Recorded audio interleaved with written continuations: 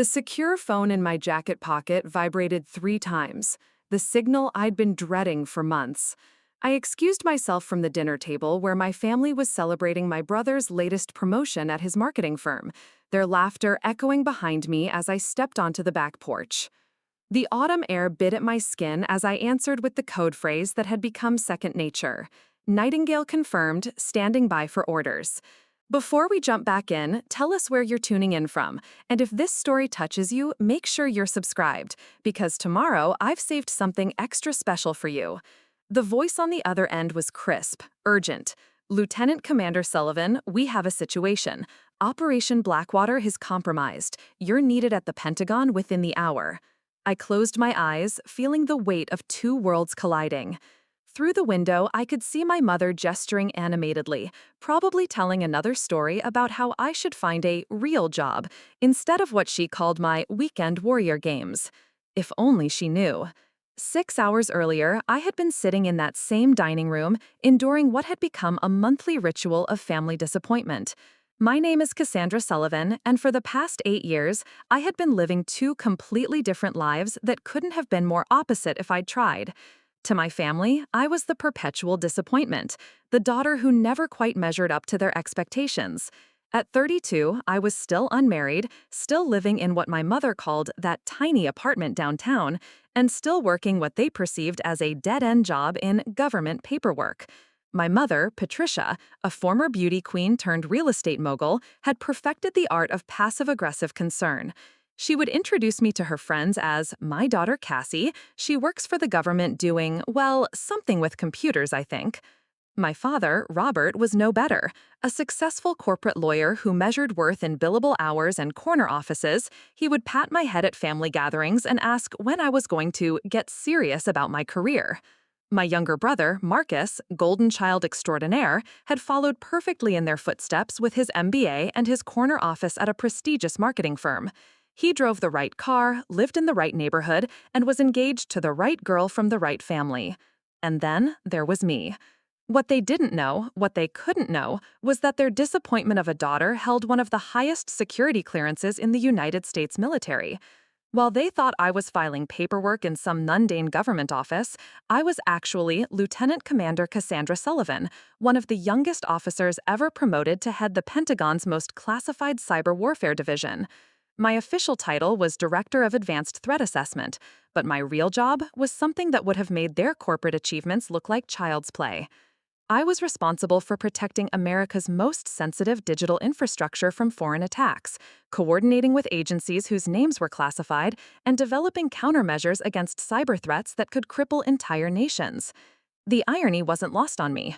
While my mother worried about me finding a husband and my father questioned my career choices, I was briefing 4-star generals, advising the Joint Chiefs of Staff, and working directly with the National Security Council on matters that could determine the fate of global security.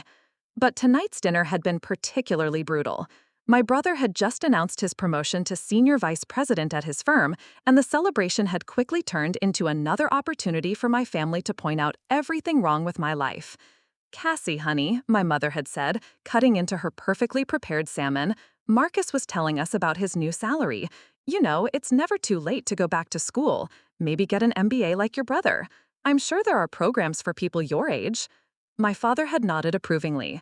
"Your mother's right. This government job of yours, what's the ceiling? What's the growth potential? You can't file reports forever."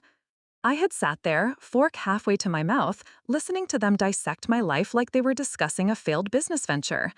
If they only knew that my government job came with a salary that dwarfed Marcus's new promotion, or that I had my own driver, or that foreign governments would pay millions for just an hour of my time. Not that I'd ever consider it. "I'm doing fine," I had replied, the same response I'd given for years. My mother had laughed, that particular laugh she reserved for my most naive statements. "Sweetheart, happiness doesn't pay the bills, and it certainly doesn't help you find a good man. Men want wives who can contribute, who have real careers."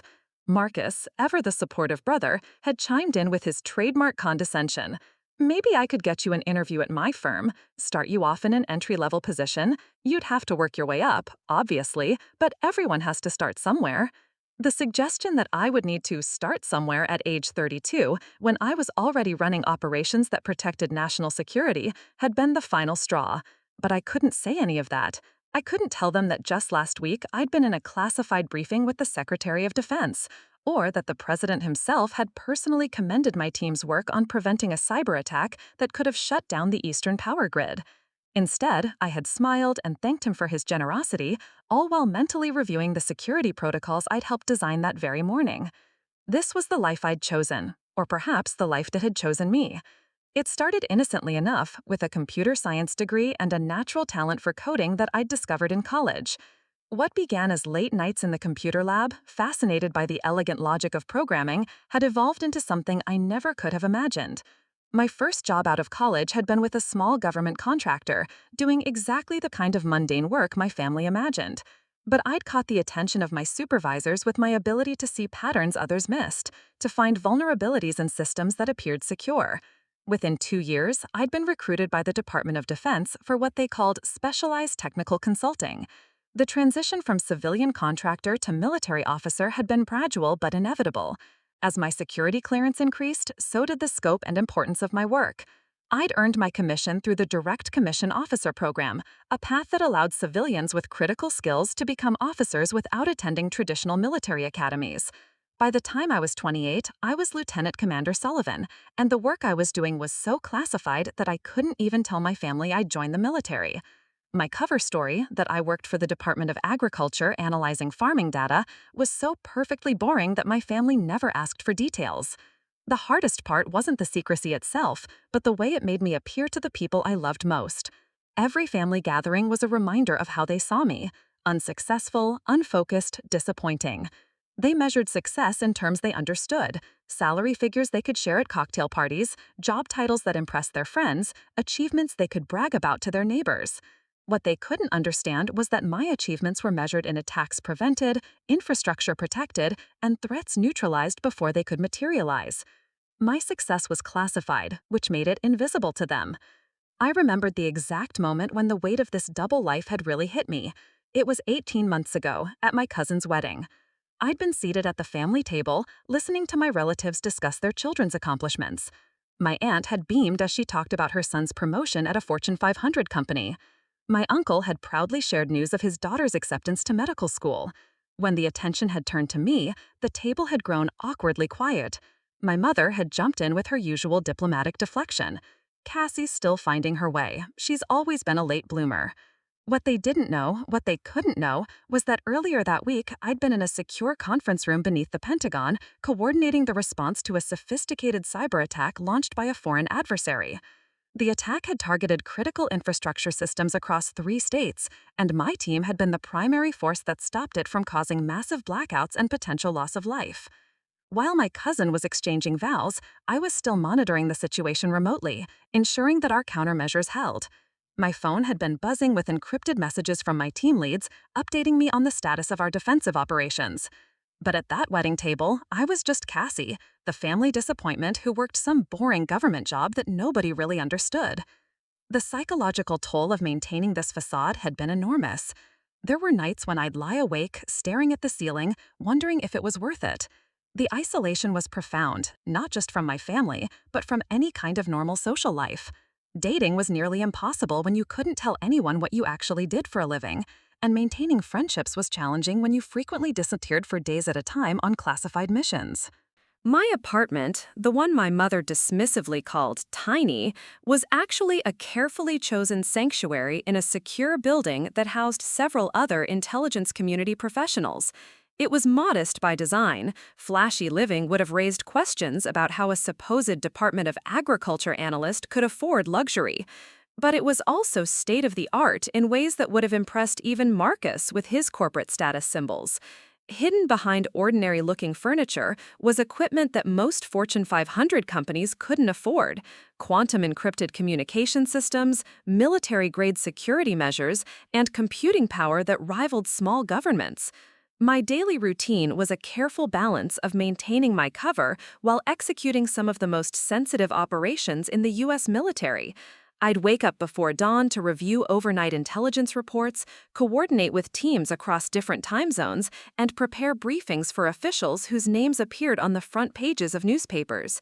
Then I'd switch personas entirely, becoming the slightly scattered government worker who showed up to family dinners in off-the-rack clothes, driving a deliberately ordinary car, and carrying herself with just enough uncertainty to maintain the illusion of mediocrity. The cognitive dissonance was exhausting. In the morning, I might be briefing a four-star general on emerging threats to national security. By evening, I'd be enduring my mother's suggestions about online dating sites and career counseling services. But tonight had been different. Tonight, the careful walls I'd built between my two lives had begun to crack. The evening had started normally enough. I'd arrived at my parents' house in my designated family car, a 5-year-old sedan that looked exactly like what a mid-level government employee would drive.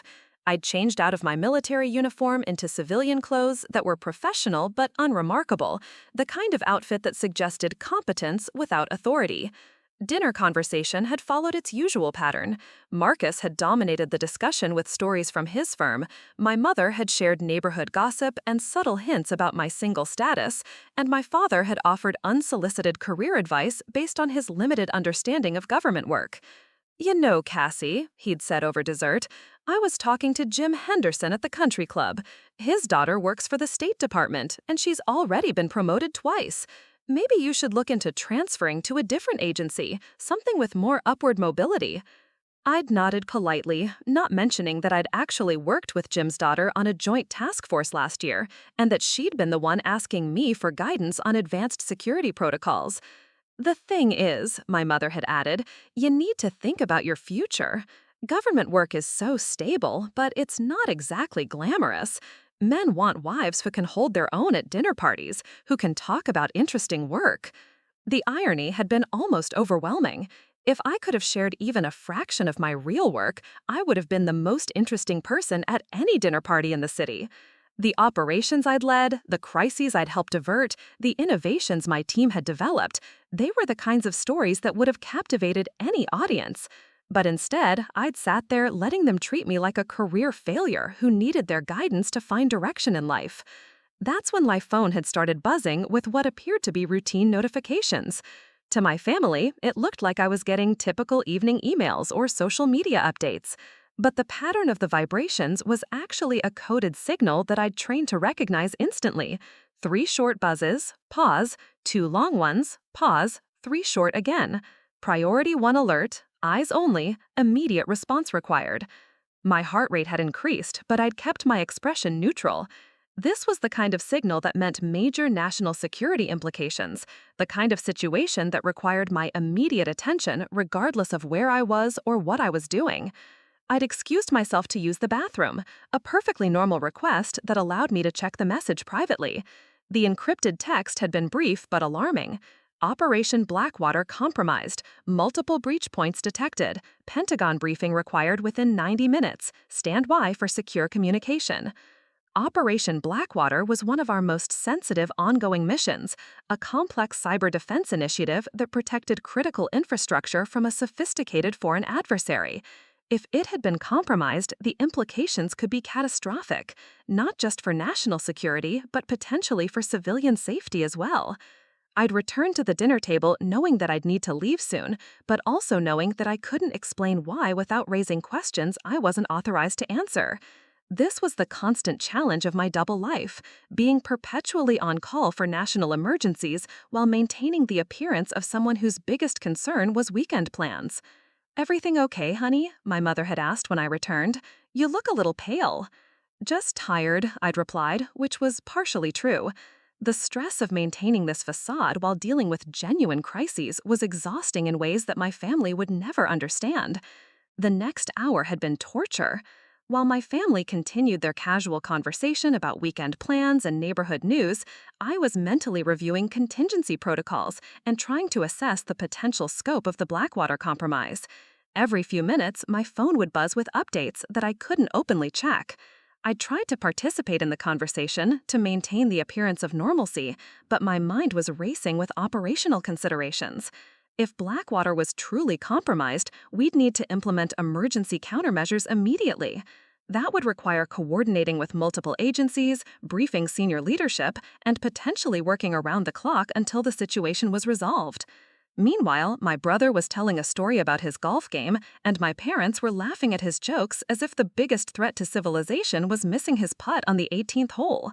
Finally, my phone had rung with the call that changed everything.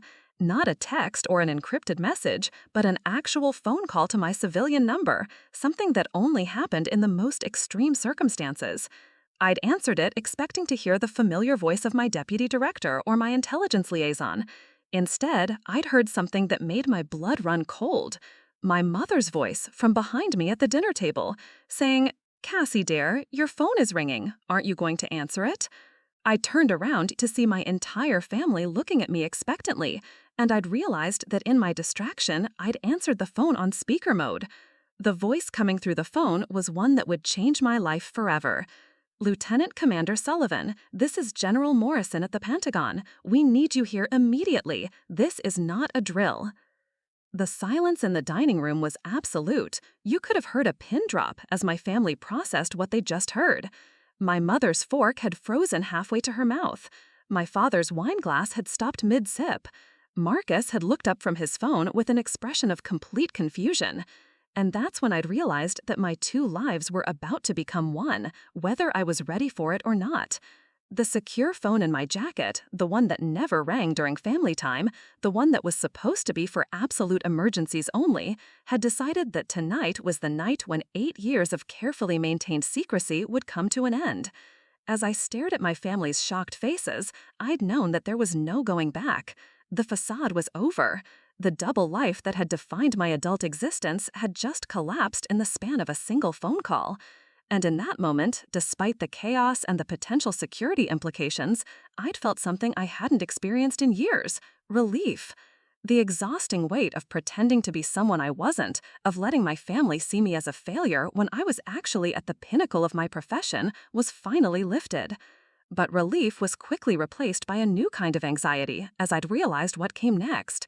I'd need to explain not just who I really was, but why I'd hidden it from them for so long.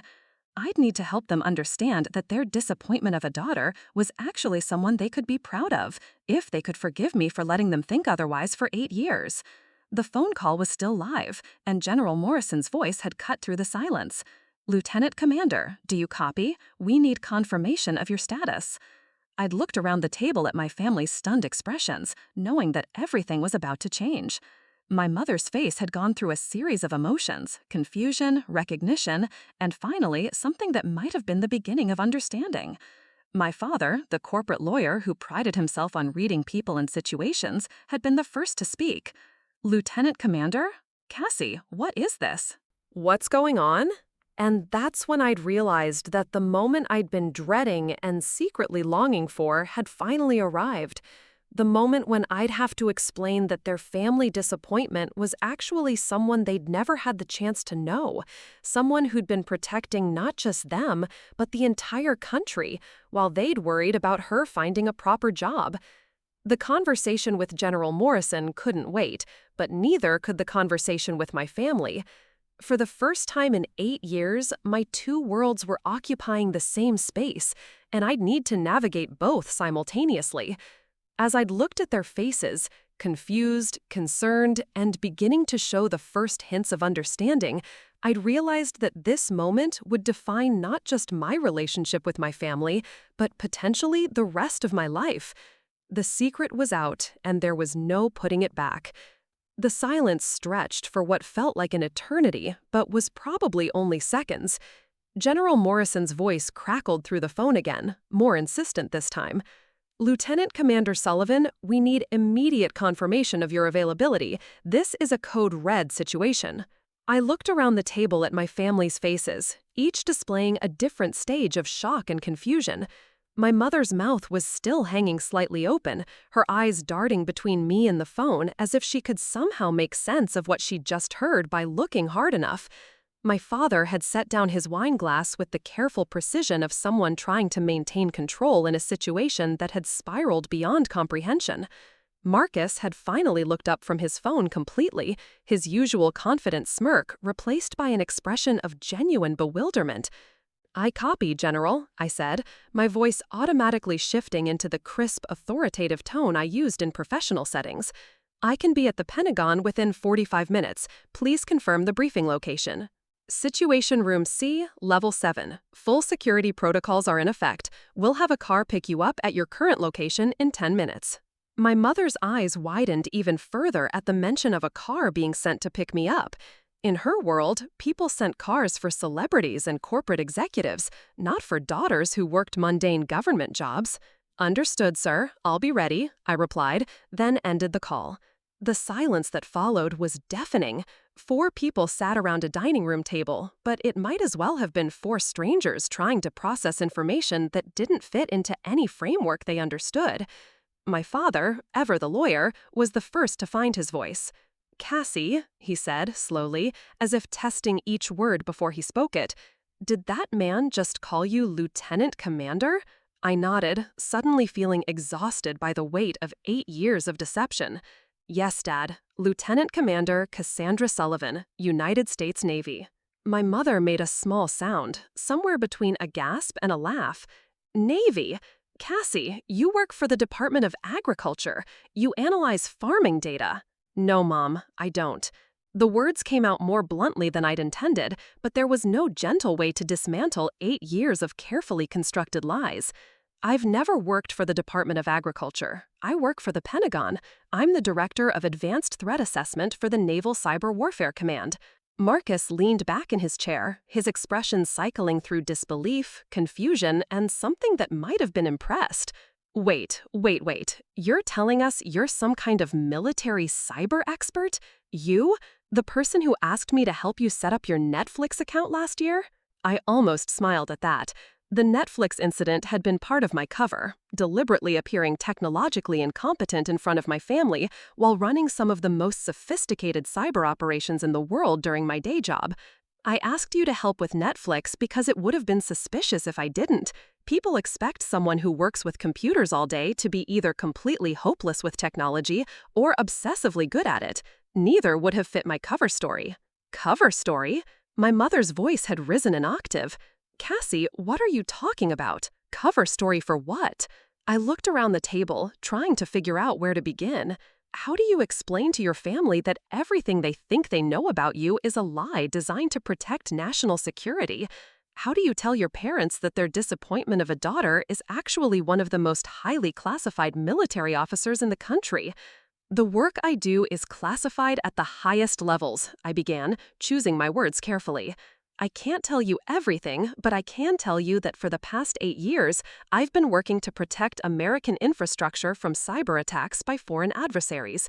The job requires maintaining a civilian cover identity, which means I couldn't tell anyone, including family, about my real work." My father's analytical mind was clearly working overtime. "So when you said you work for the government, that was true. But everything else, the Department of Agriculture, the farming data, the boring paperwork, that was all fabricated?" "Yes. It had to be believable enough that you wouldn't ask too many questions, but boring enough that you wouldn't want to hear details." My mother's face had gone through several color changes during this conversation, and she was now looking slightly pale. "Cassie, honey, I don't understand. If you have this important military job, why did you let us think you were, well, that you weren't very successful?" That question hit harder than I'd expected. I'd spent so many years listening to their disappointment, letting them worry about my future, allowing them to see me as someone who needed their guidance and concern. The psychological cost of that deception was something I was only now beginning to understand. "Because I couldn't tell you the truth without compromising national security," I said. "And because maintaining a cover identity means living that identity completely. If I'd seemed successful or mysterious, it would have raised questions. I needed you to see me as ordinary, unremarkable, maybe even a little disappointing." Marcus was shaking his head slowly. "This is insane.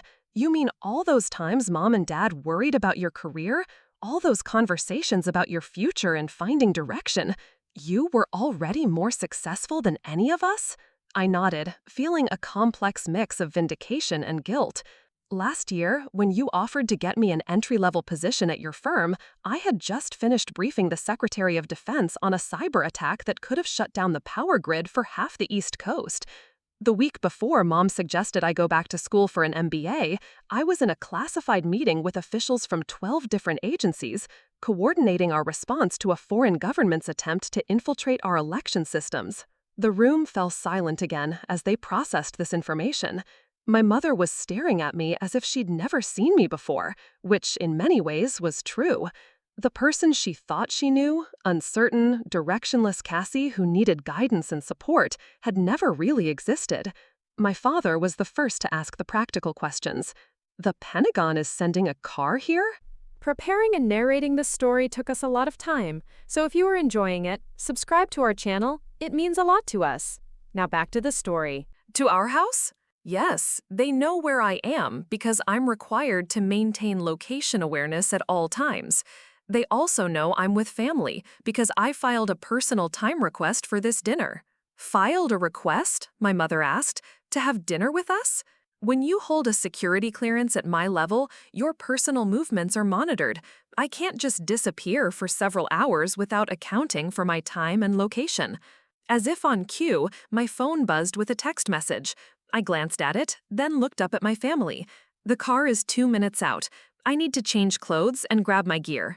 Your gear? Marcus asked. I keep a go bag in my car with military uniforms and equipment for emergency situations like this. I stood up from the table, then paused. I know this is a lot to process, and I know you probably have questions. I'll try to answer what I can when I get back, but right now, I have to go. My mother stood up too, her maternal instincts apparently overriding her confusion. Cassie, is this dangerous? This situation they're calling you in for? I looked at her worried face and realized that for the first time in years, she was seeing me as I really was, not as someone who needed protection, but as someone who provided it. I can't discuss operational details, Mom, but this is what I do. This is what I've been doing for 8 years. I started toward the door, then turned back. I need to ask you all to keep this conversation confidential. What you've learned tonight is classified information, and sharing it could put both me and others at risk. My father nodded seriously. Of course, we understand. I wasn't sure they did understand, not yet, but there wasn't time to explain further. I could see headlights pulling into the driveway, an unmarked black sedan that looked exactly like what it was, a government vehicle with serious people inside.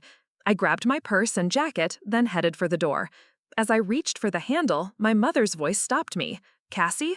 I turned back to see her standing in the doorway between the dining room and the foyer, her face a mixture of concern and something that might have been pride. Be careful, she said simply. I nodded, feeling an unexpected surge of emotion. For 8 years, I'd been protecting my family by keeping them in the dark about who I really was. But now, for the first time, they were seeing the real me, the person who walked into dangerous situations as part of her job, the person who carried responsibilities they were only beginning to understand. I will, I promised, then stepped outside into the cool evening air. The sedan was idling in the driveway, its windows tinted dark enough that I couldn't see inside. As I approached, the rear door opened, and I recognized the figure that stepped out, Colonel James Martinez, my direct superior and one of the few people in the military who knew both my real identity and my cover story. Lieutenant Commander, he said, his voice carrying the weight of whatever crisis had prompted this emergency recall. I understand, sir. What's the situation? He gestured for me to get into the car, and I slid into the back seat. The interior was exactly what I'd expected: secure communications equipment, bulletproof glass, and the kind of serious atmosphere that meant we were dealing with more than just a routine security breach. As the car pulled away from my parents' house, I caught a glimpse of my family through the dining room window. They were still sitting at the table, probably trying to process what had just happened. In the space of a single phone call, their understanding of who I was had been completely overturned. Colonel Martinez activated a privacy screen between us and the driver, then turned to face me. Before we get into the operational briefing, I need to ask, how much did your family overhear? Everything, I admitted. The call came through on speaker mode, and General Morrison used my rank and title. They know I'm military, they know I work at the Pentagon, and they know this is classified work. He nodded grimly. We'll need to have them sign confidentiality agreements and undergo a basic security briefing, but that's a problem for later. Right now, we have a bigger issue. He handed me a tablet with a classified briefing document already loaded. Operation Blackwater isn't just compromised, it's been completely penetrated. Someone with inside knowledge has given our adversaries not just access to our defensive systems, but detailed intelligence about our capabilities and protocols. I scanned the initial report, feeling my stomach drop as I processed the implications. Blackwater was our primary defense against a specific type of cyber attack that could cripple critical infrastructure. If our adversaries had complete intelligence about our defensive capabilities, they could potentially launch attacks that we'd be unable to stop. How long have they had access? I asked, already dreading the answer. Based on the forensic analysis, possibly several months. They've been watching us, learning our responses, and adapting their capabilities accordingly. Everything we thought we knew about their attack vectors may be obsolete. I looked up from the tablet, meeting his serious gaze. Sir, if they've had months to study our defenses and develop countermeasures, we could be looking at a coordinated attack on multiple infrastructure targets simultaneously. Power grids, financial systems, transportation networks, they could potentially hit everything at once. That's exactly what we're afraid of, he confirmed, which is why we need you to rebuild Blackwater from the ground up, using completely new protocols and defensive strategies. You have 72 hours to design and implement a system they can't predict because they've never seen it before. 72 hours to rebuild one of the most complex cyber defense systems in the world. It was an impossible timeline under normal circumstances, but these weren't normal circumstances. If we failed, the consequences could be catastrophic on a national scale. As the car sped through the night toward the Pentagon, I found myself thinking about the conversation I'd just had with my family. For 8 years, they'd seen me as someone who lacked direction and ambition. Now they were learning that I was being called upon to help protect the entire country from a threat that could affect millions of people. The weight of that responsibility was something I'd carried alone for years, never able to share it with the people closest to me. But now, for better or worse, they knew. They understood that when I disappeared for days at a time, it wasn't because I was irresponsible or uncommitted. It was because I was dealing with crises that could determine the fate of American infrastructure. My phone buzzed with a text from my mother. "We're proud of you. Stay safe." That simple message meant more to me than she could possibly know. For the first time in years, my family was proud of me for who I actually was, not for who they wished I could become. The Pentagon loomed ahead of us in the darkness, its distinctive shape outlined against the night sky. In a few minutes, I'd be walking into Situation Room C, where some of the most senior military and intelligence officials in the country would be waiting for my assessment of a crisis that could reshape the digital battlefield. But for a moment, I allowed myself to feel something I hadn't experienced in years: the satisfaction of being seen and understood by the people who mattered most to me. My family finally knew who I really was, and they were proud of me. Now I just had to make sure I lived up to their expectations, and the country's, by stopping a cyber attack that could cripple the nation. As the car passed through the Pentagon's security checkpoints, I shifted fully into operational mode. The family dinner and the emotional revelations would have to wait. Right now, I had work to do, the kind of work that justified 8 years of secrecy and sacrifice. The kind of work that would prove to my family, once and for all, that their daughter wasn't the disappointment they'd thought she was. She was the person standing between America and a digital catastrophe that could affect millions of lives. The weight of that responsibility was enormous, but for the first time in years, I wasn't carrying it alone. My family finally knew who I was, and they believed in me. That belief would have to be enough to sustain me through the next 72 hours of what might be the most important work of my career. Inside the Pentagon, the halls were quieter than usual for an evening, but there was an undercurrent of urgent activity that I recognized from previous crises. Military personnel moved with the kind of purposeful efficiency that indicated a major operation was underway. Colonel Martinez led me through a series of security checkpoints, each more sophisticated than the last. Hand scanners, retinal verification, voice recognition. The Pentagon took security seriously under normal circumstances, but tonight's protocols were even more stringent than usual. The briefing room has been configured for maximum security, he explained as we walked. No electronic devices except those specifically cleared for this operation. No communications in or out except through designated channels. This information cannot leave that room until the crisis is resolved. I nodded, understanding the implications. For the next several days, I'd be effectively cut off from the outside world, including my family. They'd finally learned who I really was, but now I have to disappear again to handle the crisis that had revealed my identity. The irony wasn't lost on me. After 8 years of hiding my real work from my family, they discovered the truth at the exact moment when I'd need to become more secretive than ever. As we approached Situation Room C, I could see through the reinforced glass windows that the room was already occupied by several high-ranking officials. I recognized General Morrison, who'd made the phone call that changed everything, along with Admiral Sarah Chen, the Director of Naval Intelligence, and several other faces I knew from previous classified briefings. Colonel Martinez paused outside the door. "Lieutenant Commander, I need to prepare you for what you're about to hear. The scope of this breach is larger than we initially believed, and the potential consequences are more severe than anything we've dealt with before." I straightened my shoulders and adopted the professional demeanor that had served me well in countless high-pressure situations. "I'm ready, sir." He opened the door, and I stepped into a room that would determine the course of the next phase of my career, and possibly the security of the entire nation. General Morrison looked up as I entered, his expression grave but relieved. "Lieutenant Commander Sullivan, thank you for getting here so quickly. We have a situation that requires your immediate attention and expertise." I took my seat at the briefing table, surrounded by some of the most senior military and intelligence officials in the country. For a moment, I thought about my family, probably still sitting around the dinner table trying to process what they'd learned. They'd finally discovered that their disappointment of a daughter was actually someone who briefed generals and advised on matters of national security. Now I had to prove that their newfound pride was justified by solving a crisis that could affect millions of American lives.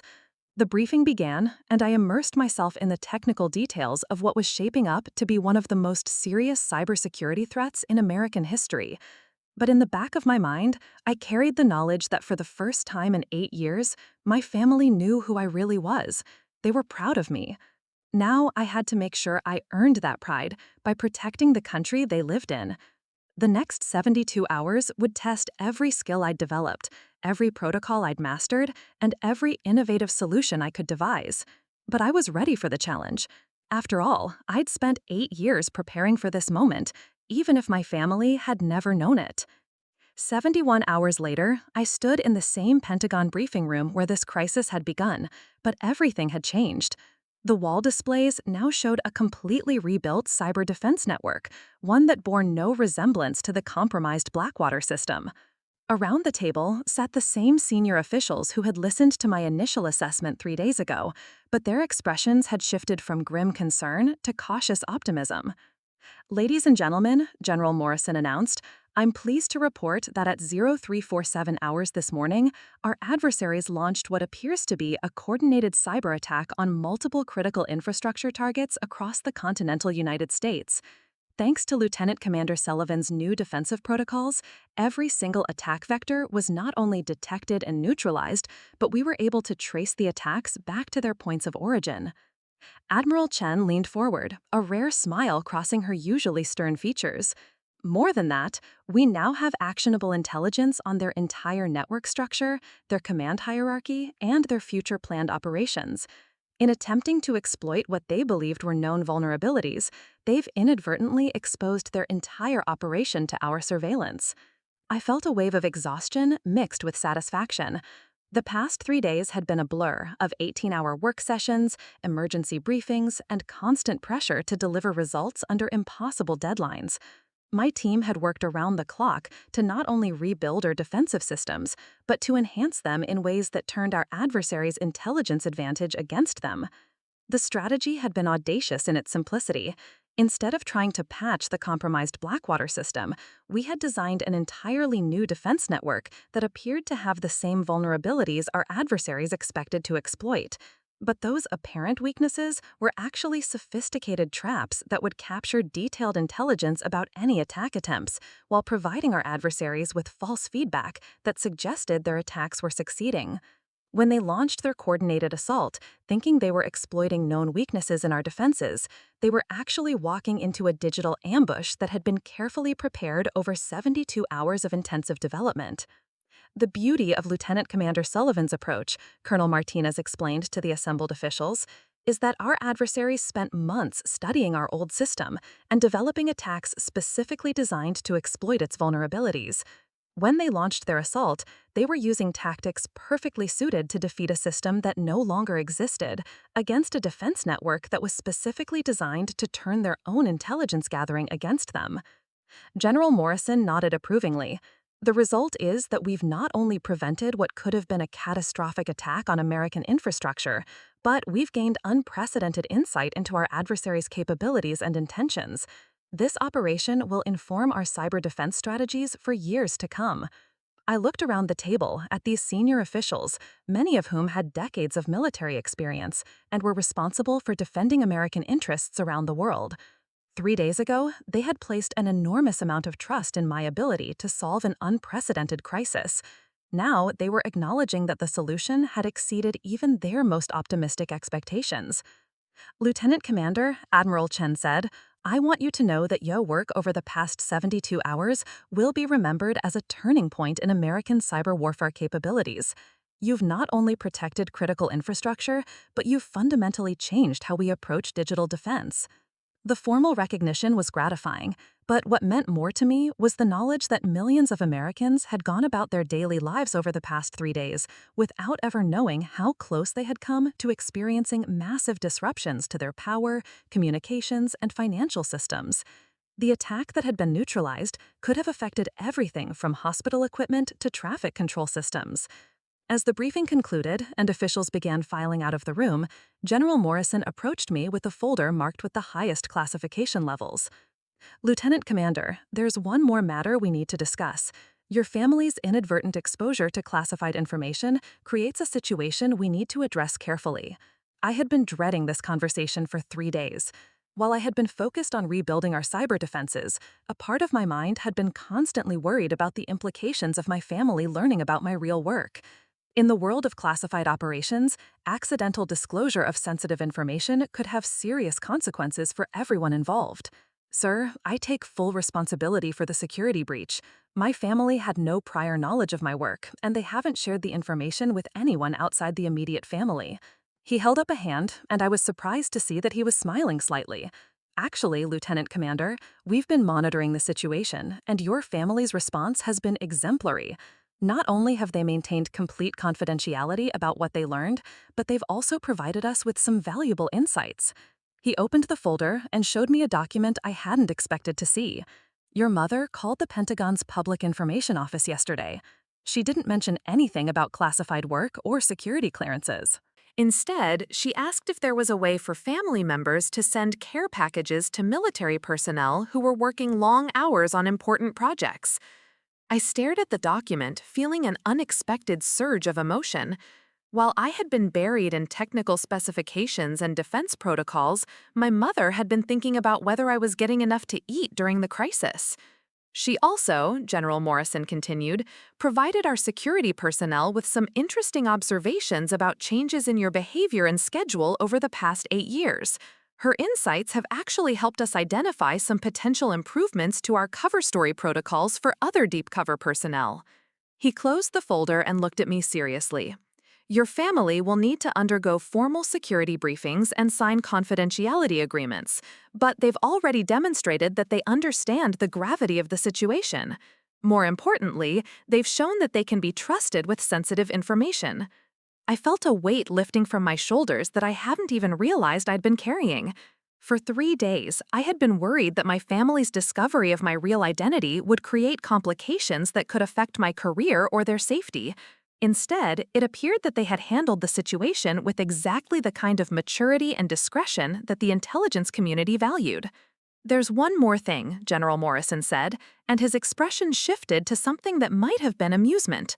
"Your brother Marcus called the Pentagon's recruitment office. He wanted to know if his marketing experience might be relevant to any military information operations."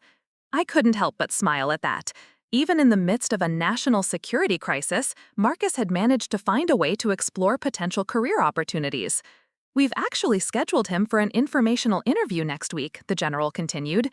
"His corporate communications background could be quite valuable for certain types of psychological operations." As I left the Pentagon that evening, I felt like I was walking out into a completely different world than the one I had left 3 days earlier. The crisis had been resolved, our national infrastructure was more secure than it had been in years, and I had received recognition from the highest levels of military leadership for my role in protecting American interests.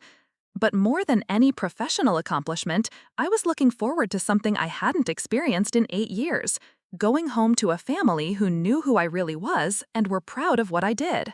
The drive back to my parents' house took me through the same neighborhoods I had traveled through 3 nights earlier, but everything felt different. I was still Lieutenant Commander Commander Sullivan, Director of Advanced Threat Assessment, but I was no longer carrying the burden of hiding that identity from the people I loved most. When I pulled into the driveway, I could see through the windows that my family was gathered in the living room. As I approached the front door, it opened before I could knock, and my mother pulled me into a hug that was fiercer than any I could remember receiving from her. "We saw the news," she said, her voice muffled against my shoulder. "They didn't give any details, just that there had been some kind of cybersecurity situation that was successfully resolved. We knew you were involved." I hugged her back, realizing that for the first time in years, I didn't have to hide my exhaustion or pretend that my work was routine and unimportant. "It was a big one, Mom. I can't give you details, but it was the kind of situation that could have affected millions of people." My father appeared in the doorway, and I was surprised to see that his expression held something I had rarely seen before: unqualified respect. "Cassie, we've spent the past 3 days trying to understand what your life has really been like.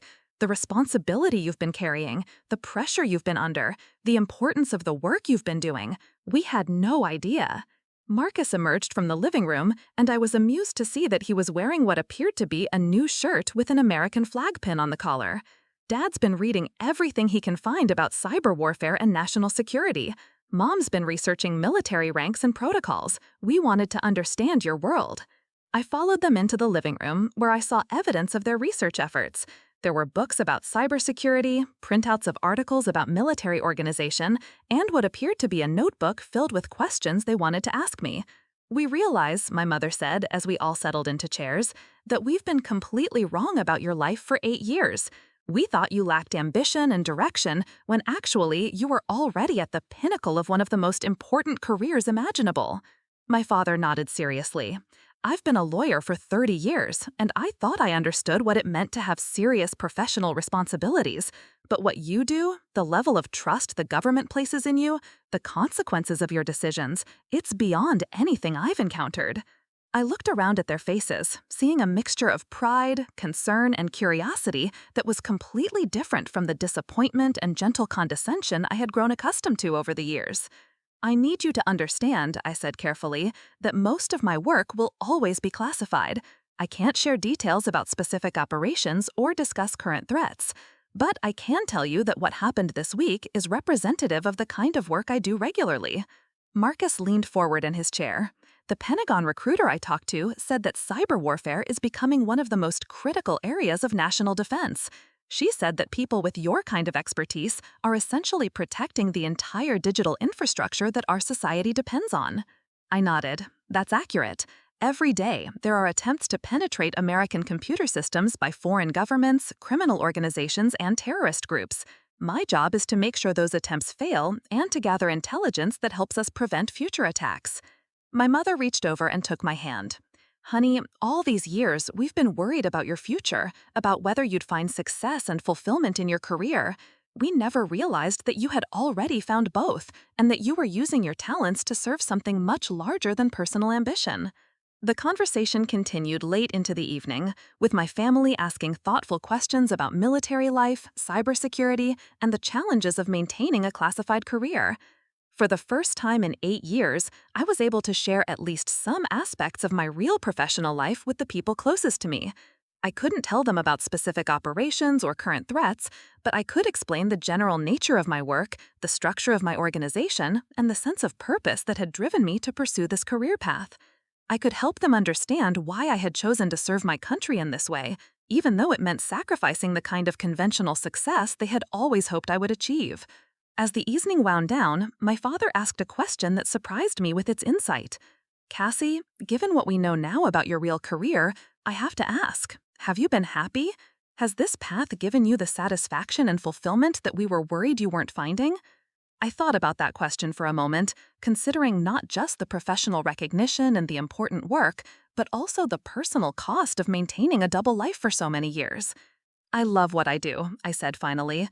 "I believe in the mission, I'm good at the work, and I know that what I do makes a real difference in protecting American lives and interests.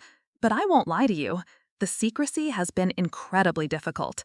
Having to let you think I was unsuccessful, having to pretend that my work was boring and unimportant, having to listen to your concerns about my future when I knew I was already exactly where I belonged, that was harder than any technical challenge I faced in my career." My mother's eyes filled with tears. "Oh, honey, I'm so sorry. All those times we tried to give you advice about your career, all those conversations about finding direction and ambition, you must have felt so frustrated with us." I squeezed her hand. "I understood why you were concerned. From your perspective, I appeared to be drifting through life without any real goals or achievements. You were being good parents by trying to help me find my way. You just didn't know that I had already found it." Marcus shook his head in amazement. "I keep thinking about all the times I offered to help you with job applications or networking opportunities. Here I was trying to help my sister find career success when she was already more successful than I could ever hope to be." "Success isn't just about rank or responsibility," I told him. "You've built something important in the corporate world, and you've done it through your own talents and hard work. We've just been successful in different ways, serving different purposes." My father stood up and walked over to the mantelpiece, where family photos displayed various milestones and achievements. "We're going to need some new pictures," he said with a slight smile. "Photos that reflect who you really are, not just the cover identity you've been maintaining." The next morning, my family drove me to the Pentagon for the formal recognition ceremony that General Morrison had scheduled. It was a small, private event. Classified operations don't typically receive public acknowledgement, but it was meaningful to have my family there to witness the recognition of work they were finally able to understand and appreciate. As I stood at attention while Admiral Chen read the commendation for exceptional service in protecting critical national infrastructure, I glanced over at my family in the small gallery. My mother was dabbing at her eyes with a tissue, my father was standing ramrod straight with obvious pride, and Marcus was recording the ceremony on his phone with the enthusiasm of someone documenting a historic moment. After the ceremony, we gathered for a reception in one of the Pentagon's formal dining rooms. My colleagues, who had only known me as Lieutenant Commander Sullivan, were curious to meet the family I had rarely mentioned over the years. My family, meanwhile, was fascinated to meet the people who had worked alongside their daughter in circumstances they were only beginning to understand. Colonel Martinez approached my parents during the reception. "Mr. and Mrs. Sullivan, I want you to know that your daughter is one of the most respected officers in our command. Her technical expertise is matched only by her dedication to the mission and her ability to perform under extreme pressure." My mother beamed at the praise. "We're still learning about what Cassie's career has really involved. We spent so many years not understanding how important her work was." "That's actually a testament to how well she maintained her cover identity," he replied. "Deep cover operations require extraordinary personal discipline and psychological resilience. The fact that you never suspected her real work means she was exceptionally good at her job." As the reception concluded, General Morrison pulled me aside for a private conversation. "Lieutenant Commander, your performance during this crisis has been noted at the highest levels. I've been asked to inform you that you're being considered for promotion to Commander, along with expanded responsibilities for strategic cyber defense planning." I felt a surge of professional satisfaction, but also a sense of relief that such recognition would come at a time when I could finally share it with my family. "Thank you, sir. I'm honored to be considered." "There's one condition," he continued. The expanded role would require even higher security clearances and more extensive travel. Before we move forward, I need to know that your family situation is stable and that the recent disclosure won't create ongoing security concerns. I looked across the room at my family, who were engaged in animated conversation with several of my colleagues. Sir, I believe my family's response to learning about my real work has demonstrated their ability to handle sensitive information responsibly. If anything, I think having their support and understanding will make me more effective in whatever role I'm asked to take on. He nodded approvingly. That's exactly what I hoped you'd say. The formal promotion process will begin next week. 6 months later, I stood in my new office at the Pentagon, looking out at the same view I had seen countless times before, but from a different perspective. The nameplate on my door now read Commander Sullivan, Strategic Cyber Defense Planning, and the scope of my responsibilities had expanded to include coordination with international allies and development of long-term defensive strategies. But the most significant change wasn't professional, it was personal.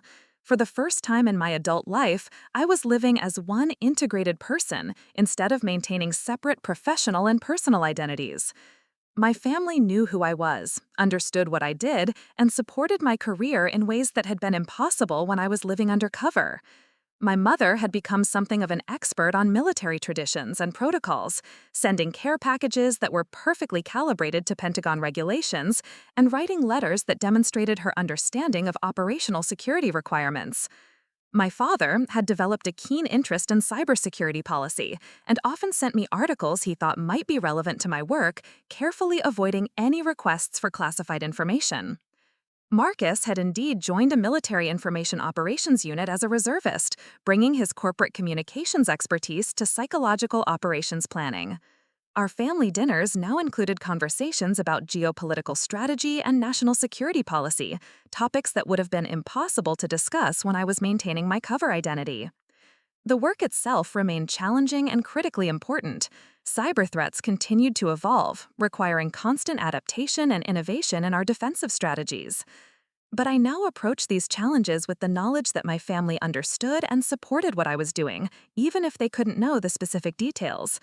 More importantly, I had learned that it was possible to serve my country at the highest levels while still maintaining meaningful personal relationships. The artificial separation I had maintained between my professional and personal lives had been necessary for operational security, but it had also been unnecessarily isolating. My family's response to learning about my real career had taught me something important about trust and understanding. I had assumed for years that they wouldn't be able to handle the knowledge of what I really did, but their actual response had demonstrated maturity, discretion, and pride that exceeded my expectations. The phone call that had accidentally revealed my identity during that family dinner had seemed like a disaster at the time, but it had actually been the beginning of a new chapter in my life, one in which I could finally be proud of my achievements in front of the people whose opinion mattered most to me. As I prepared for another classified briefing on emerging cyber threats, I smiled at the thought of the conversation I'd have with my family that evening. I still couldn't share operational details, but I could tell them about the important work we were doing to protect American interests and infrastructure. For the first time in my career, my professional success and personal relationships were aligned in service of the same goal, protecting the country and the people I loved. It had taken 8 years and an accidental phone call to achieve that alignment, but it had been worth the wait. The disappointed daughter who had once sat at family dinners listening to lectures about finding direction and ambition was gone forever. In her place was someone my family could finally see clearly, a woman who had found her calling in service to something larger than herself and who had dedicated her life to protecting the freedoms and security that made their own lives possible. The morning after the Pentagon ceremony, I woke up in my childhood bedroom for the first time in 15 years. My mother had insisted I stay the night rather than drive back to my apartment after such an emotionally exhausting week. As I lay there looking at the ceiling I had stared at countless times during my teenage years, I marveled at how different everything felt now that the truth was finally out. Downstairs, I could hear the familiar sounds of my mother preparing breakfast, but there was something different about the rhythm. She was humming, something she only did when she was genuinely happy. For years, our family breakfasts had been punctuated by her gentle worries about my future, her carefully worded suggestions about career changes, and her diplomatic attempts to boost her confidence. Today would be the first breakfast where she knew exactly who I was and what I had accomplished.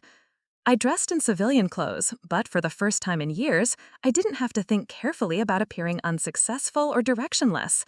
I could wear the clothes I actually liked, carry myself with the confidence I felt in my professional life, and speak about my work with the careful vagueness that had characterized my cover story. When I walked into the kitchen, my mother turned from the stove with a smile that was brighter than any I could remember seeing from her. "Good morning, sweetheart. I made your favorite pancakes." She paused, then added with a slight laugh, "Though I realize I might not actually know what your favorite breakfast is. There's probably a lot about your preferences that I don't know, given how much you had to hide." I sat down at the kitchen table where I had eaten thousands of meals, but this felt like the first honest breakfast we'd shared since I was 18 years old. "Actually, Mom, pancakes really are my favorite. That wasn't part of my cover story." She brought a plate over to me, then sat down across the table. "Cassie, I've been thinking all night about the past 8 years. All those times I worried about you, all those conversations about your future and your career, I keep replaying them in my mind, and I realize how frustrated you must have been." I took a bite of pancakes, considering how to respond. "It was hard sometimes," I admitted, "especially when you and Dad would give me advice about being more ambitious or finding direction. I wanted to tell you that I had already found exactly what I was meant to do, that I was already succeeding beyond anything I had ever imagined for myself." My mother's eyes filled with tears. "I remember telling you that you needed to think bigger, to set higher goals for yourself. And all along, you were setting and achieving goals that I couldn't even comprehend." My father appeared in the doorway, already dressed for work but moving more slowly than usual. He looked like he hadn't slept much, and I wondered if he had spent the night processing everything he had learned. "Morning, Dad. Rough night?" He poured himself a cup of coffee and joined us at the table. "I kept thinking about that dinner last year when I told you that your government job had no growth potential. I was sitting there explaining career advancement to someone who had already been promoted to one of the highest technical positions in the military." I reached across the table and squeezed his hand. Dad, you were trying to be a good father. You saw what you thought was your daughter settling for less than she was capable of, and you wanted to encourage her to reach higher. You couldn't have known that I was already reaching as high as my field allowed. Marcus wandered into the kitchen, looking disheveled and carrying his laptop. "I've been up all night researching military cyber warfare careers. Do you know how cool your job actually is? I found articles about cyber attacks that could shut down entire cities, and you're one of the people responsible for preventing that from happening." I smiled at his enthusiasm. "It's not as glamorous as the articles make it sound. Most of my work involves analyzing code, writing reports, and sitting in meetings. But yes, the stakes are real." "That's what makes it so incredible," he said, opening his laptop. "I found this article about a cyber attack on the Ukrainian power grid a few years ago. The attackers were able to shut down electricity for hundreds of thousands of people. Reading about it made me realize that somewhere, someone like you was working to make sure that couldn't happen here." I smiled at his enthusiasm.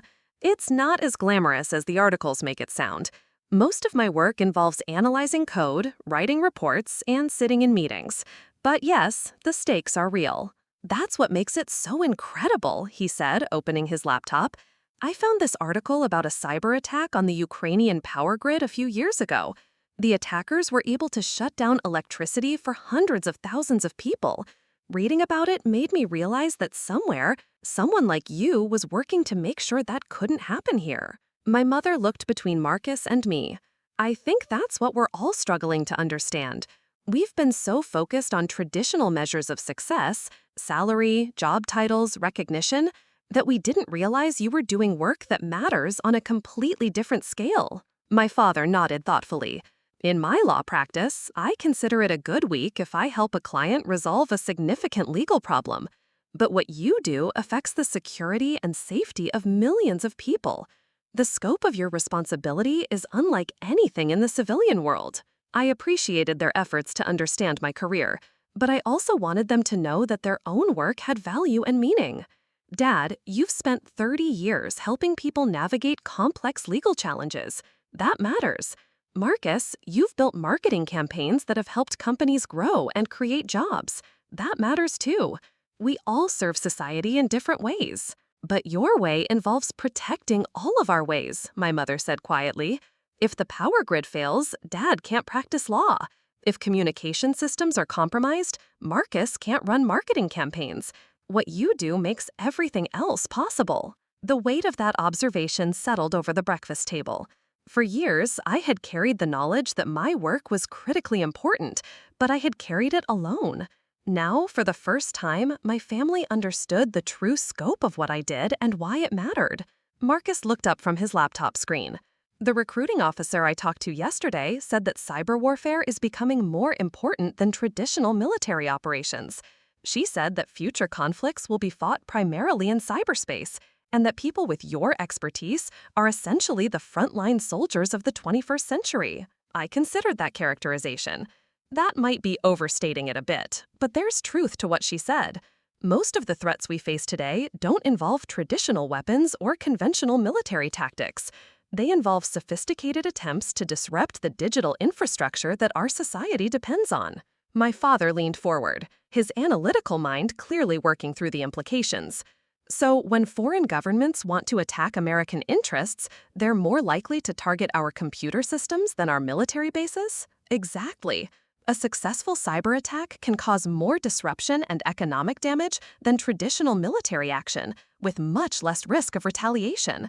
That's why cyber defense has become such a critical priority. My mother was quiet for a moment, then asked the question I had been expecting.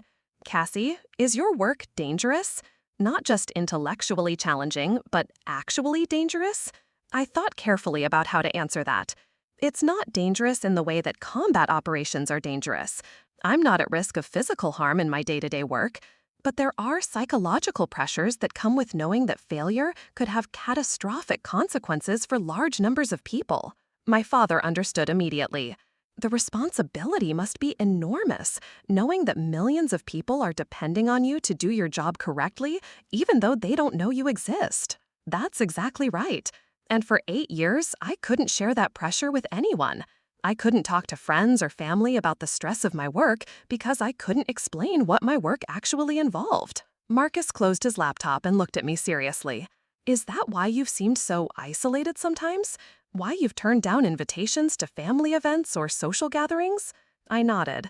Sometimes I was actually working on crisis situations that required my immediate attention. Other times, I was just exhausted from maintaining the emotional energy required to pretend my work was boring and unimportant when I knew it was critically significant. My mother reached across the table and took my hand. Oh, honey, we had no idea.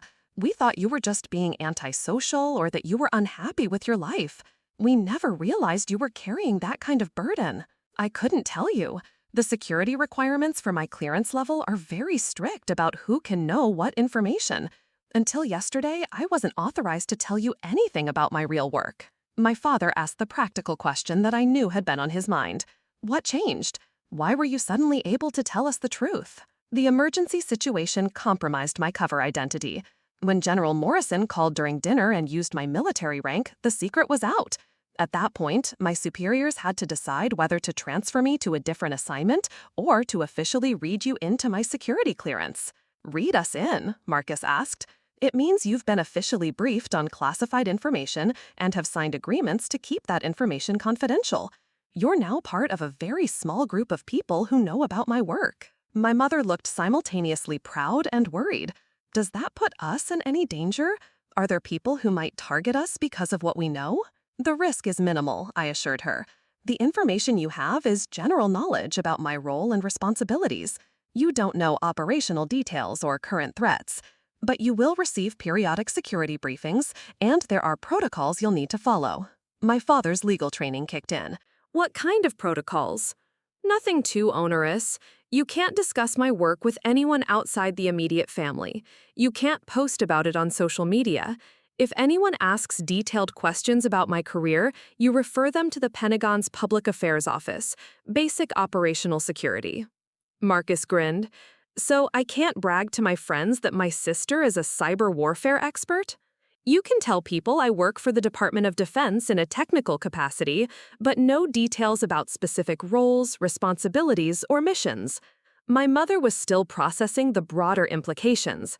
Cassie, all those years when we worried about you finding the right man, getting married, having children, we never asked if that was what you wanted because we were so focused on what we thought you should want. That observation caught me off guard. In all my planning for how to handle my family's questions about my career, I hadn't anticipated questions about my personal life and future goals. I've thought about marriage and family, I said carefully, but my career has made traditional relationships challenging. It's hard to build a life with someone when you can't tell them what you do for a living or why you frequently disappear for days at a time. My father looked troubled. Are you saying that your service to the country has required you to sacrifice the possibility of having a family of your own? Not necessarily. There are married officers in my field, but it requires finding someone who can handle the security requirements and the demands of military life. It's not impossible, just complicated. Marcus, ever the practical one, had a different concern. What about your living situation? That apartment you live in, is that part of your cover, or do you actually like it? I laughed at the question. I actually do like my apartment. It's in a secure building with other intelligence community personnel, so I have neighbors who understand the demands of classified work. It's not tiny, by the way. It's just modest enough to fit my cover story. My mother seemed relieved. So you're not living in some terrible little place because you can't afford better? Mom, my salary is quite good. I've been saving money for years because I haven't been able to spend it on anything that would be inconsistent with my cover identity. I could afford a much nicer place, but it would have raised questions about how a Department of Agriculture analyst could afford luxury housing. My father was clearly recalculating everything he thought he knew about my financial situation. So, when we offered to help you with a down payment on a house, or when your mother suggested you apply for financial assistance programs, I appreciated the offers, but I was already in a better financial position than any of you realized. I just couldn't demonstrate it without compromising my cover. Marcus shook his head in amazement. This is so weird. We spent years treating you like you needed our help and guidance when you were actually more successful than any of us. Success isn't just about money or career advancement, I reminded him. You've all built meaningful lives and careers. We've just been successful in different ways. My mother stood up and began clearing the breakfast dishes, a sure sign that she was processing emotions she wasn't ready to discuss directly. I keep thinking about all the times I introduced you to people as my daughter who works for the government doing something with computers. I was embarrassed that I couldn't be more specific about your job. Mom, that was perfect. Vague and boring was exactly what I needed you to say. She paused in her dishwashing. But I should have been proud of you. Even without knowing the details, I should have been proud that you had found work that mattered to you. You were proud of me in your own way. You worried about me because you wanted me to be happy and successful. That's what good parents do. My father checked his watch and stood up. I need to get to the office, but before I go, I want to say something. Cassie, your mother and I have spent 8 years thinking we had failed as parents because we couldn't help you find direction in your life. Learning the truth about your career makes me realize that we actually succeeded. We raised a daughter who chose to dedicate her life to serving something larger than herself. We should be proud of that. He kissed the top of my head, something he hadn't done since I was a child. We are proud of that. After he left, Marcus and I helped my mother finish cleaning up the kitchen. As we worked, I found myself appreciating the simple domestic routine in a way I hadn't for years. For the first time since joining the military, I could relax completely in my family's presence, without maintaining any pretense or cover story. Cassie, my mother said as we finished drying the dishes, I have a confession to make. Yesterday, after you left for the Pentagon, I called your Aunt Helen. I felt a moment of panic. Mom, what did you tell her? She held up a hand. Nothing classified. I just told her that we had learned some things about your career that made us realize we had been underestimating your success. I said we were very proud of you and that we owed you an apology for not being more supportive. Marcus looked at me curiously. How do you feel about having the family narrative change? For years, you've been the one we worried about. Now you're the one we're bragging about. I considered that question. It's going to take some adjustment. I'm used to being seen as the family disappointment. Having you understand and appreciate what I actually do feels incredible, but also overwhelming. My mother sat down at the kitchen table and gestured for me to join her. Honey, I need to ask you something, and I want you to be completely honest. Do you resent us for how we treated you all these years? For all the times we gave you unsolicited advice and worried about your future? I thought about her question carefully. There had certainly been moments of frustration over the years, times when their concern had felt like criticism and their advice had seemed condescending. But I had also understood that their worry came from love, even if it was based on incomplete information. I don't resent you, I said finally. I understand why you were concerned. From your perspective, I appeared to be drifting through life without ambition or direction. You were trying to be good parents by encouraging me to reach higher. But it must have been difficult, she persisted, listening to us worry about your future when you knew you had already found your calling. It was difficult sometimes, but it was also necessary. Maintaining a convincing cover story requires living that story completely, even with family. If I had seemed confident and successful, it might have raised questions that could have compromised my work. Marcus leaned against the kitchen counter. That's what I don't understand. How did you manage the psychological pressure of pretending to be someone you weren't for 8 years? It helped that I believed in what I was doing. I knew that the secrecy was necessary to protect national security, and that made the personal sacrifice feel worthwhile. But I won't lie to you, it was lonely. There were times when I wished I could share my achievements with the people who mattered most to me. My mother's eyes filled with tears again. I wish we could go back and do it differently. I wish we had been more supportive, even without knowing the details. Mom, you were supportive in the ways you could be. You invited me to family gatherings, you checked on me regularly, you offered help when you thought I needed it. That mattered, even when I couldn't accept the help. She wiped her eyes with a dish towel. I keep thinking about your promotion ceremony yesterday. Watching those senior officers praise your work, seeing the respect they clearly have for you, I realized that you've been living in a completely different world than the one we knew about. It is a different world, I agreed. The military has its own culture, its own values, its own way of measuring success. But it's not better or worse than the civilian world. It's just different. Marcus had been quiet for a few minutes, clearly thinking. Can I ask you something? Yesterday, when you were dealing with that crisis situation, were you scared? I thought about the 72 hours I had spent rebuilding our cyber defense systems, knowing that failure could result in catastrophic attacks on American infrastructure. I was focused. When you're dealing with a situation that serious, fear isn't productive. You have to channel all your energy into solving the problem. But afterward, when it was over and you had time to think about what could have happened if you had failed, afterward, I felt exhausted and relieved, but also proud of what my team had accomplished. We prevented something that could have affected millions of people, and we did it under extreme pressure with impossible deadlines.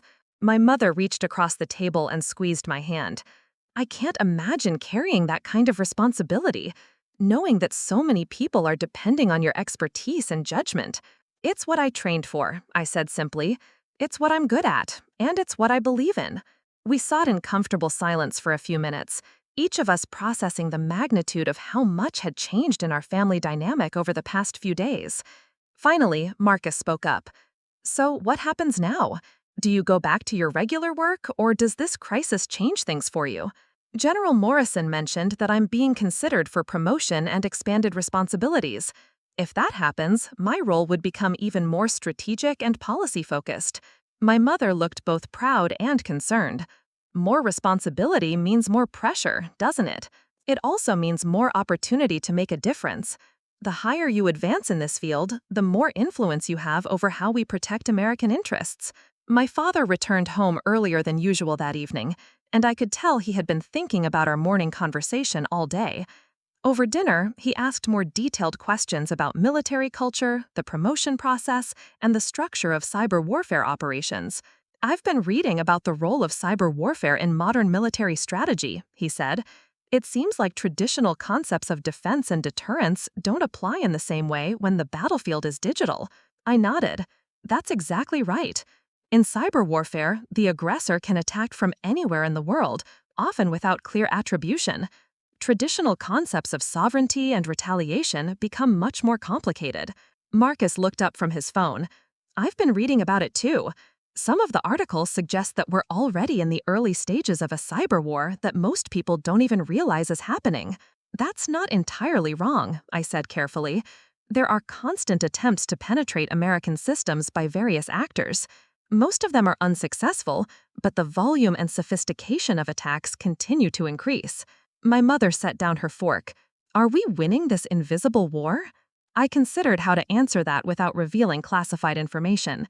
We're holding our own. American cyber defenses are quite sophisticated, and we have some of the best technical talent in the world working on these problems. But it's an ongoing challenge that requires constant vigilance and adaptation. My father asked the question I had been expecting. Given the importance of this work and the level of expertise required, why doesn't the government pay cyber warfare specialists more? Why isn't this field attracting the top talent from the private sector? Actually, military cyber specialists are quite well compensated, especially at senior levels. But you're right that some of the best technical talent goes to private companies that can offer even higher salaries. Doesn't that create a national security problem? Marcus asked. If private companies can outbid the military for the best people?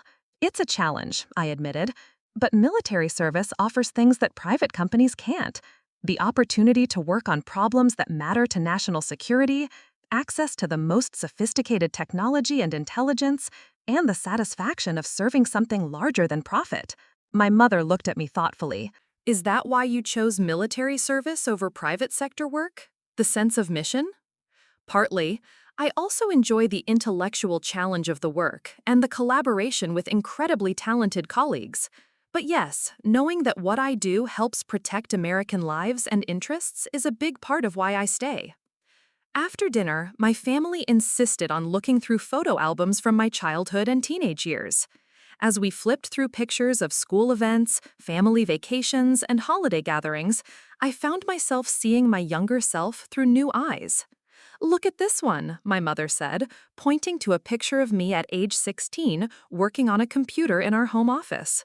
"You were always interested in technology, but we thought it was just a hobby." "I remember that project," I said, studying the photograph. "I was trying to build a website for the school newspaper. I spent hours figuring out how to make the layout work properly." My father found a picture from my college graduation. "You looked so serious in this photo. We thought you were nervous about your future, but maybe you were already thinking about military service." Actually, I was already in touch with military recruiters at that point. I knew I wanted to do something in cybersecurity, and the military offered the best training and most interesting work. Marcus pointed to a more recent photo from last Christmas. "Now I understand why you look so confident in this picture. We thought you were putting on a brave face about your career uncertainty, but you were actually at the top of your profession." Looking at these family photos with my true identity revealed felt like reclaiming 8 years of my life. For so long, I had been living as two separate people, never allowing my family to see the accomplished, confident person I was in my professional life. "Can I ask you something?" my mother said as we closed the photo album. "Are you happy? I mean, truly happy with the life you've built?" I thought about her question. I'm proud of what I do and satisfied with my career accomplishments. I have work that challenges me intellectually and serves a purpose I believe in. But I've also sacrificed some things that other people take for granted. Close friendships, romantic relationships, the ability to be completely honest with the people I love. "But now that we know the truth, maybe some of those things can change," she suggested hopefully. "Maybe," I agreed. "Having your support and understanding certainly makes everything feel more possible." My father had been quiet during this conversation, but now he spoke up. "Cassie, I want you to know that your mother and I are incredibly proud of who you've become and what you've accomplished. We're also sorry that our worry and advice over the years added to the burden you were already carrying." "You don't need to apologize," I told him. You were being good parents with the information you had. Now that you know the truth, we can have a different kind of relationship going forward. Marcus closed the photo album and looked at me seriously. I have a confession to make. I've always been a little jealous of how smart you are, even when I thought you weren't applying your intelligence very well. Now that I know what you actually do with that intelligence, I'm not jealous anymore. I'm just impressed. You have your own talents and strengths, I reminded him. Intelligence isn't the only thing that matters. Maybe not, but using your intelligence to protect the country is pretty cool, he said with a grin. As the evening wound down, my mother asked one final question. What do you need from us going forward? How can we support you in ways we couldn't before? I thought about her question. Just knowing that you understand and respect what I do means more than you can imagine. For 8 years, I've carried the weight of your disappointment along with the pressure of my work. Having your pride and support changes everything. My father nodded. You have that, absolutely. But I think your mother is asking about practical support. Are there ways we can help make your life easier or better? I smiled at their eagerness to help, even though they were still learning what my life actually involved. Just be yourselves. Invite me to family gatherings without worrying about whether I'm too busy or important to attend. Ask me about my work within the boundaries of what I can share. Treat me like the daughter you've always known, just with a better understanding of what that daughter actually does for a living. As I prepared to drive back to my apartment that night, my mother packed a container of leftover food for me to take home. It was such a normal, maternal gesture, but it felt different now that she knew I was a military officer rather than a struggling government worker. Drive safely, she said as she walked me to my car. And thank you for trusting us with the truth. I know it wasn't your choice to reveal it, but I'm grateful that we finally know who you really are. I hugged her goodbye, feeling lighter than I had in years.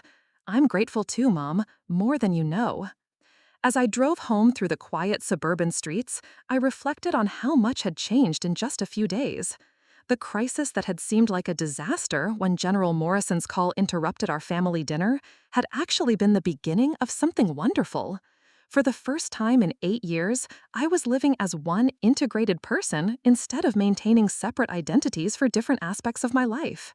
My family knew who I was, understood what I did, and were proud of my accomplishments. The burden of secrecy that had isolated me for so long had been lifted, replaced by the support and understanding I had been missing without even realizing it. The work would continue to be challenging and critically important. The threats to American cyber infrastructure would continue to evolve, requiring constant adaptation and innovation in our defensive strategies. But now I would face those challenges with the knowledge that my family understood and supported what I was doing, even if they couldn't know the specific details. For 8 years, I had protected my family by keeping them in the dark about my real work. Now, finally, I could protect them while allowing them to see and appreciate who I really was. It was the best of both worlds, and it had been worth the wait.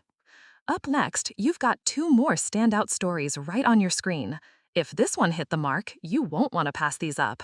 Just click and check them out.